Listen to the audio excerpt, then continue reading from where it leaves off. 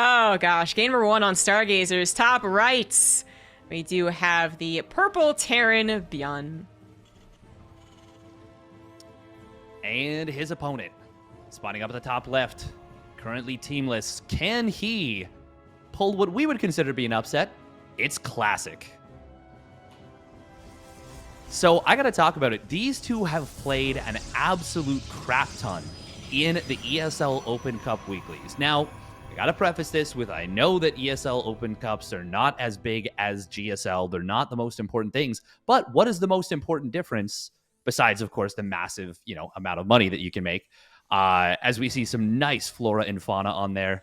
Beautiful stuff coming in from Maris here. We love the maps she makes. She's just phenomenal at it. She's such an artiste with these maps. It's beautiful. Maker of Romanticide, and I believe Moondance as well. Yeah. As I interrupt my own segue. Yeah, I think so. But what was I saying? What were you saying? I've lost track of ESL Open Cup. It's a struggle, living my life, I gotta say. ESL Open Cups, they've had some incredibly epic games, with ByuN winning impossible situations, taking some of the best engagements you've ever seen. Really, really ridiculous stuff. And the main difference between that and GSL is, of course, offline-online. This match is played online. ByuN's in his comfortable setup. He's going to be... I'm feeling good about ByuN's chances. I think we're going to see those epic series, those epic games that we've seen from them in the offline matches. Or, alternatively, ByuN is in his comfort situation, whatever, and just stomps him. Oh, that's what I mean. Oh, okay. That's okay. That's it's going to be ByuN, but well, maybe not. Yeah, okay. I wasn't referring to a stomp. I was saying, yeah. But that's also a very valid point. Okay, so we've got a frantic check right here. Wait, did he see? He didn't see that with the. Oh my God! Why did we put it there? Classic. You know what the maps are beforehand. You get to. I mean, sometimes. And this is not just a regular Stargate. This is like a fast Stargate. This was 2 gas before expand. This is a very, very quick Stargate. And ByuN just gets to see it for free. And he's going to be opening up with a very quick Cyclone, a bit of a Ryung opener here with that delayed starport. I'm loving this situation for ByuN, and it's all just kind of a mistake from Classic. It is really weird, though. There is a chance. I would give it 10-15% chance, honestly, that Classic didn't realize or didn't think of it. Yeah. But not a very high chance. I will say that I think of the players, the Korean players do tend to be maybe a little bit behind on some of the map pool updates, just because they're playing GSL, which usually gets stuck in the past a little bit because the seasons get weird, they kind of overlap, so on and so forth, right? And I think there is still maybe a bit more of a culture of custom games, although that's definitely changed since Kespo and whatnot. But anyways, small chance that he didn't quite realize it. The other thing that I'll say is that maybe he didn't actually care that much. Maybe he still wanted that fast of an Oracle, even if it wasn't a surprise. But that just doesn't really make any sense. I mean, there really is no downside to trying to hide it a little bit more, right? So, yeah, and it's not like he could have wasn't able to put it in that base. He still can put it in that exact location, just literally 6 pixels to the left, six squares to the left or whatever. And it takes, 0.3 seconds longer to get to the base. It still gets the same amount of damage. Funnily enough, it still got 3 SCVs, which was pretty close. Yeah, we got Indy highlighting right there that, and the thing is, he could have put the pylon over there, and the Stargate only needs to be adjusted 2 squares, 2 hexes on the building grid. It's just, I don't want to overfixate on it, but it just seems so weird. It was. And we can leave it at that for now. Yeah. We'll deep dive in it if Classic loses and we say, oh, it all started with that. That's what you get. But no, there's a lot of other things brewing. So first of all, it was just the 1 Oracle into Twilight Council for Blink. So yeah, no multiple Oracle shenanigans happening here, which I know Classic has certainly brought out. In fact, I feel like he was one of the not the first ones to bring it back. That's definitely not true. But just I remember a lot of Classic PVTs the last couple of months where he did the mass Oracle. Whoops, I gotcha, baby. But they one Oracle and a Twilight Council might have been great. Oh gosh, that was actually really cool. Blink was not quite done right there. So ByuN chips off a Stalker, does not get trapped by the Stasis Trap, and now that Blink is done, I mean, we can have ByuN just go back into the high ground, right? He might lose some supply depots. I don't know if he's going to let the reactor die, but eventually Medivacs will pop out, and he'll be pouncing after this anyways. I wonder if ByuN hides the Medivacs and just goes across the map with a couple of...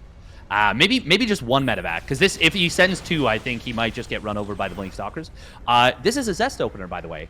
Zest, right before, like, about 6 months ago, maybe about 9 to 10 months ago, he revolutionized PvT just a little bit, and then it wasn't really a big thing in any big tournaments. Like, it was expected to be the big meta, but it wasn't really the case. There's that stim coming on out. ByuN does need to be careful. There's the Stasis Ward. Big connection. Okay. Well, that's really nice for Classic. ByuN, as long as he pushes him off the high ground, unfortunately all the Marauders didn't get caught. This is still, I think, fine for ByuN. Yes. Even though it's a big annoyance. It's annoying, but it's fine. It just is buying time. Yes. If you can pick off some more units, then fantastic, but actually it's not going so hot right now. Classic loses the Stalker, loses the Oracle. ByuN is wary of Classic, I guess, aggressing while expanding very greedily, so he scans the gold base, which, I mean, a lot of players have been sneaking it in there, and Classic at times can be one of the cheesier, even wacky players, kind of like a hero, so I like that he scanned it, but now knowing that it's just a direct line across the map, and it is going to be 3 bases, where you'd expect the third, as he confirms that it's not in the hanging natural, which is quite dangerous to do. We might see that taken later on in the series, but actually speaking of that hanging natural, nothing was there from Classic to scout that drop was commencing. Yeah. And that's the thing that makes... Oh, gotta be careful about those sentries. Good scan, does see this, and he pulls back a little bit earlier than he otherwise might have. In the main base, the Zealots are getting on top of this. He didn't... Wait, did he complete it or deny it? Oh, it finished. Oh my god, he didn't deny the Forge. Oh, that's so painful. He committed the drop to kill the Forge, and he killed it, but after the upgrade completed. So that's actually a pretty big deal right there. Right. Good job for Classic, and very, very fortunate that he gets to finish that. And now we've actually got ByuN, who's like quite far down in army supply, which is like very far behind in army supply in this game state. I know that Classic went very heavy Gateway Man right now, but this feels like Classic's in a pretty good spot. Won't disagree with that. I think the only thing to note is that ByuN will probably have another power spike in just I don't know, 30 seconds to 60 seconds. So that's while Classic is kind of transitioning, but then also adding on double Forge upgrades, as well as trying to get to a 4th base. So ByuN with a steady economy, even though we saw Classic spike for sure there, I think that his army will once again be quite intimidating, but that is a ways off, actually, so not even 60 seconds, like 2-3 minutes. And then by then, maybe Classic actually has a couple of disruptors. We'll see how that works out. But yeah, ByuN is on 3 bases. He's not that far down in workers, so a triple mule is actually pretty good. Everything's going to level out, maybe even favor him every so often. Yep, speaking of, income graph back in his favor. And then it looks like he's going to be able to keep up on those upgrades, as Classic, of course, had to wait to rebuild his forges. So all in all, TVP steadfast. Even yeah. TVP. One thing I'm a little bit surprised about is that it's straight into Disruptors and not going for Colossus. Of course, Disruptors are very, very good units. They have extremely high potential. They can, they get out faster. They're, they're good units. But the Colossus are just so much more stable, and it feels like he's in a solid enough position that he could have gotten up to those Colossus no problem. So it's more of a decision that maybe he's going to try and hit like a big Disruptor timing with like 6 Disruptors. Nice little bait right there with the Phoenix. However, he takes a lot of damage from the missile turret, and that's just okay. He's just going to get cleaned up right there because of it. A waste. It was a waste. Yeah. The War Prism plus the Zealots getting 6 SCVs, still not quite worth it, but then the Phoenix on top of that took up the money. And it could have still been useful if it had not sacrificed itself. But yeah, exactly, yeah. Yeah, that just overall wasn't worth it. That is the type of thing that would have been brilliant if it actually timed out with some type of push. Yes. So I think that would have been beautiful because ByuN would have said, okay, I got it's under wraps. I can only focus on the front lines. But there was no push to the front lines. He just kind of stayed in the middle, perhaps hoping that ByuN comes into him. Exactly what's happening here. 3 Marauders go down instantly. A lot more units to the top side as well. And already Classic had a couple of good shots. And then his force fields, in case he is overwhelmed, which he's going to stick his ground on that plateau. And ByuN can't really do very much about it. 6 disruptors, still growing in number, by the way, so can't exactly circumvent them either before you just run into more disruptors. Yeah, ByuN trying to... Oh, God, God, that was like 4 ghosts. Oh, my goodness. Yikes. We are going to see an aggressive blink forward, and does ByuN even have enough to prevent this? Just the Stalkers alone. Okay, there we go. A couple more Marauders and Marines showing on up, but this is very scary. Classic does leave a couple disruptors hanging, which is a little bit of an oopsie. Don't want to be doing that, but man, he took a really good fight, killed a lot of important tech units. I'm going to guess those 2 disruptors were supposed to stay on the high ground and not be scouted as surprise disruptors, right? That is I think that's a very valid point. But they were seen, so that did not really work out. Classic still is dominating this match at this point. I think with the disruptors hitting their marks very consistently at the last 2 battles, so none has been like, 20-30 supply, but Ghost, super expensive, super important to the push, and then just picking off units as Classic retreats. It's given him this beautiful position. He's up 30 army supply, he's on 5 bases, one of them being a gold very soon, and he is controlling the map, so ByuN can't even really get beautiful surrounds, beautiful concaves. Even this attempt to almost backstab a little bit doesn't work out, because a couple of Zealots also joined in, and there's just too many disruptor shots. Yeah, he tried to split his target fire right there on the disruptors, and as a result, Classic so ByuN was like, oh, I can take both of these out. And instead of targeting down the first disruptor and then going for the second, he misjudges a little bit, loses that one, lets the first disruptor shot go off. Even if he got those, it was still going to be a nightmare situation. He was like, the disruptors were set up on that 4th base. It was going to be really scary. But that was not the ByuN that I'm talking about here. That was a ByuN who looked a little bit shaky, looked a little bit wobbly, and I hope he can bring it back for game number 2. Really, the big moment, it feels like, was like 6 ghosts going down to a disruptor shot. That was pretty devastating. Yes. I think that was the kind of not exactly power spike, but kind of the moment for ByuN was with the ghost and trying to run across the map a little bit, but he just was cut off little by little every step that he took. So yeah, that is Classic looking quite dominating in game number 1, even with the kind of weird Stargate thing. Didn't end up impacting the game much at all.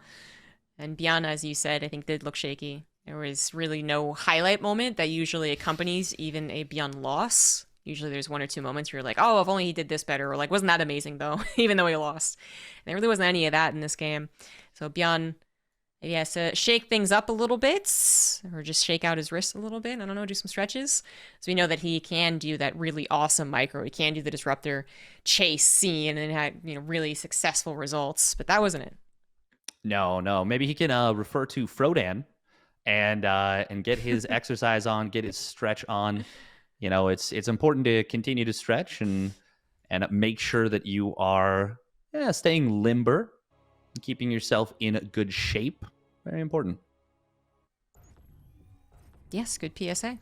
I'm really enjoying the downtime content. Oh, it's great. It's actually phenomenal. Yeah. TSL9 doing great things. Doing good work.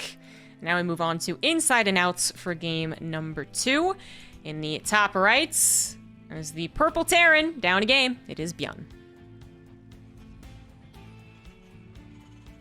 And his opponent spawning down on the bottom left. It is the yellow Protoss player, Classic. And we got to hand it to Classic. He played that well. He played that quite well. He was on top of it really from, for a good portion of that game. Like, we were critical about the Oracle, but it still got 3 SCVs. And I guess the thing is, with that quick Oracle, right? And since he went for the Zest build, you're never looking to commit in with the Oracle besides that first initial shock. So it made it totally fine doing what he did, going for, just a bit of harassment, and then only using it as a utility piece. He never like overcommitted with it. So I guess it makes what he was doing pretty okay. By the way, we do have similar openings from both of them. Once again, it was a gas first out of ByuN and a double gas one base opener from Classic. And it looks like he is going to go for a bit of a pseudo proxy Stargate here. Like, it's still proxied, but it's, you know, not all the way on his opponent's side of the map. Exactly. It's not in ByuN's third or fourth. Or more commonly, I guess, over to the very right of the map. So it's unlikely to be scouted. It doesn't provide as much pressure. I did mention last game about how, you know, Classic, for me, was one of the guys kind of pushing for like a week. I don't know. It was really that long, but it felt like he was doing a lot of the kind of mass Oracle. I really hesitate to use that term because we know that there used to be an actual mass Oracle meta, not in this matchup, but PvZ. And that was really mass, guys, like 20 or 30. But you know what I mean? Like, not just 3, going into 4, going into 5, going into 6, and just continuing to try and, you know, knock down the door of the Terran, basically. I feel like Classic could do that, but the Zealot was canceled, only in case it was in Engineer Bay block, I guess. And the Stargates might just go for, despite being proxied, once again, just well, maybe 2 Oracles this time. Yeah, we'll see what he decides to go for here. We are going to see a nice little grenade right there. Adept was not in position. Didn't see this Reaper coming. The Reaper kind of skirted around the Nexus, avoiding its limited vision. ByuN wants that second probe. He's going to get it. Oh, he shouldn't be able to survive. Okay. He almost actually juked that. Oh. The Adept Shade was a little bit less than ideal, but now we've got another aggressive pylon. What? That's going to be a gateway, right? Thing? Oh my god, he's going to do the thing. Okay, so he might just try and snowball here. Ooh. That's cute. Yeah, so, I mean, ByuN's going to need a bunker for this, for sure. Like, he's... Now, the big question is this just going to be Stalkers warping in and he's just going to try and go for aggression? Or is this going to be, like, an Adept printer? That is a good question, just because I think depending on what you see your opponents making, it might be different. But maybe Stalkers, now that he sees it's not going to be an attempt to hold the low ground. Well, I mean, that's maybe speaking too soon. ByuN might actually try and hold the low ground, you know, unknowing that his opponent is doing the proxy gateway. But right now, hold up in the main. It's not like Adept would do anything against a wall. So we're about to see in just 5 seconds. So the Oracle does get an SCV building a supply depot. That's just a taste of what's to come, ByuN. Yeah, seriously. Double Cyclone is going to be pretty handy here, and he did get very quickly up to the second barracks once again. So he's going to have more units than potentially you otherwise might. But there's no siege tanks here. It will, in fact, be Stalkers warping on in. This has a lot of potential, and it needs to get something done. Classic is down in workers, which is never good in a PvT. And the Cyclone lock-ons, I don't think there's... Oh, the Oracles weren't enough in position to protect those Stalkers. He loses one of them very quickly. That's pretty expensive. And now ByuN, yeah, he should just bundle everything together and stay very, very careful. Oh, I don't know. He's got to respond to the Oracles, which is the tricky part. Yeah. This is actually so scary. There's 2 options when you do this, right? That's to go into the main with the Oracles or to help out in the natural with the Oracles. And both can be quite deadly when you're talking about what was 3 Oracles, now down to just 1. This might still be a good enough defense, though. At the end of the day, what Classic is going to be missing is, 1, a superior economy. He's only down... he's down 1 worker. That's just bad for being down. But even if he was up 1 worker, that'd also be quite terrible. And then he's also missing out on technology, which ByuN is getting to. ByuN has 3 barracks of production, which is quite nice. He's going to be missing Starport. You know, to be fair, medevacs aren't going to be here. But 3 barracks of production. Stim is going to be done. Combat shields will be on the way afterwards. And he has a great economy. Classic is still on basic gateway units, and Stargates don't help out the more we get into a mid-game, especially if the Oracles have already died. So Classic needs to do more here, and he's going to try exactly that. Cyclone is going to go down, and there's not that many Marines, despite having 3 barracks of production. A bunker never getting up, the Stalkers just picking off a bit too much, and now the damage has been done. Yeah, ByuN committed to holding the low ground by dropping mules at the base. That's such a tricky move. I think when there's 3 Oracles, it's a good decision, but when there's only the 1 and it's so low on energy, I think you just mule the main and then you sack the natural if you need to for a little bit of time. He also mismicroed his Cyclone a little bit. We are seeing Classic maybe overstaying, but he's so far ahead now. Yeah. Oh man, this feels like a tragedy right now for ByuN. Yes, it's one of those sad games for a Terran too, where it's honestly, it feels almost embarrassing to lose to primarily gateway units. Yes, the Oracles were huge. They were hugely influential. Again, the decision to, where are they going to attack with the Oracles, and then the actual damage they can do when you just kind of don't expect it in the early game. They are powerful units in a way. It doesn't feel right. You're like, I have 3 barracks, and those are blinkless stalkers. Like, what's happening here? But yeah, it can snowball like this. ByuN, possibly, right? Like, next time he plays on ladder after this game, maybe make sure to get a bunker, right? Even if it's really awkwardly placed, actually goes into the main base and says, no way, I'm not letting this happen again. But, of course, the downside of that is what if Classic had not committed to more Stalkers? What if he had been getting a 3rd Nexus and a Twilight Council and a Forge much faster, and then ByuN does another sin, which is over-defending? It's tricky, and that's what Classic has been getting, I guess, results with, is a bit of trickiness, because this does seem like a done deal. GG. Yeah, and I gotta say, that feels like a pretty big upset. Not necessarily just the victory, but the fact that it was a 2-0 and in the fashion that we saw.